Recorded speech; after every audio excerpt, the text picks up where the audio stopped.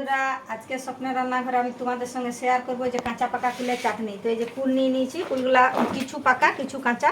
তো এগুলো এখন আমি ভালোভাবে বেছে কেটে নেবো। এই যে এইভাবে দিয়ে আর জল দিয়ে আমি ভালোভাবে ধুয়ে নেবো। এই চারদিকটা একটু একটু করে বটি দিয়ে কেটে দিতে হবে এইভাবে এইভাবে। দেখতে পাচ্ছ বন্ধুরা, কুলগুলো এইভাবে আমি ধুয়ে বেছে কেটে নিয়েছি একটু একটু। এখন আমি যে কড়াই গ্যাস অন করছি, এই যে কড়াই বসানো। তো এই যে দেখতে পাচ্ছি বন্ধুরা, কড়া গরম হয়ে গেছে। এখন আমি এটাতে তেল দিয়ে নিব। তো বেশি তেল দিতে হবে না, একটু দিলেও হবে। দেখতে পাচ্ছি বন্ধুরা, কড়াইয়ে তেল দিয়েছিলাম, তেলও গরম হয়ে গেছে। ওতে এখন আমি ফোড়ন দিয়ে দেবো 2টা শুকনো লঙ্কা। তো একটু ভেঙে দেবো আর দিয়ে দেবো আমি 5 ফোড়ন।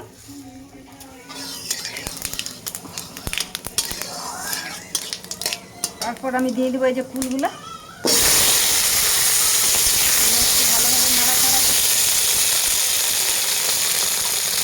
তাহলে আমি দিয়ে দিচ্ছি একটু স্বাদ মতো নুন, আর একটু দিয়ে দেবো আমি হলুদ গুঁড়ো। এটাও ভালোভাবে একটু নেড়ে নেব।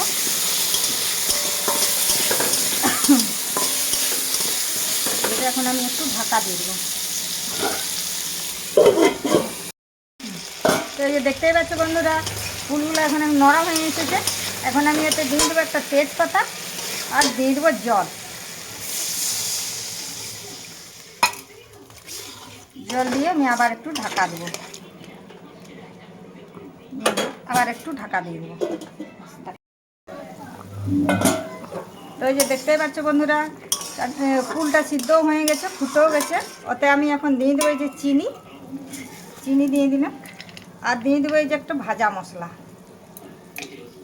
দিয়ে একটু নাড়াচাড়া করে নেব। দিয়ে আমি আবার একটু ঢাকা দেবো। তো এই যে দেখতেই পাচ্ছ বন্ধুরা, ফুলগুলো কি সুন্দর সিদ্ধ হয়ে গেছে। আর চিনি দিয়ে চাটনিটা করেছি, তো এখন গুড় নাই, এটা চিনি দিয়ে এবং মাড়ি মাড়ি হয়ে গেছে, কি সুন্দর হয়েছে। তো এটা আমার রেডি হয়ে গেছে। এখন আমি এটা নামিয়ে নেব। তো এই যে দেখতেই পাচ্ছ বন্ধুরা, কাঁচা পাকা কুলের চাটনি কি সুন্দর হয়েছে। আর চাইলে তোমরা ঘরোয়াভাবে এভাবে করে খেতে পারো। আর যদি আমার এই চাটনিটা ভালো লেগে থাকে, একটা লাইক একটা সাবস্ক্রাইব করে দেবে। বৃহস্পতি তো দেখতেই পাচ্ছ বন্ধুরা, আজকে বৃহস্পতিবার। তো দেখতেই পাচ্ছ বন্ধুরা, আজকে বৃহস্পতিবার বলে বৃহস্পতিবারের মেনুটা এই যে ভাত, এটা কাল্লা ভাজা, একটা 5 মিশালি সবজি, ডাল, আর এটা পুঁই ডাঁটা আর কচু, এটা কুলের চাটনি, আর এটা বেগুন ছেঁচকি।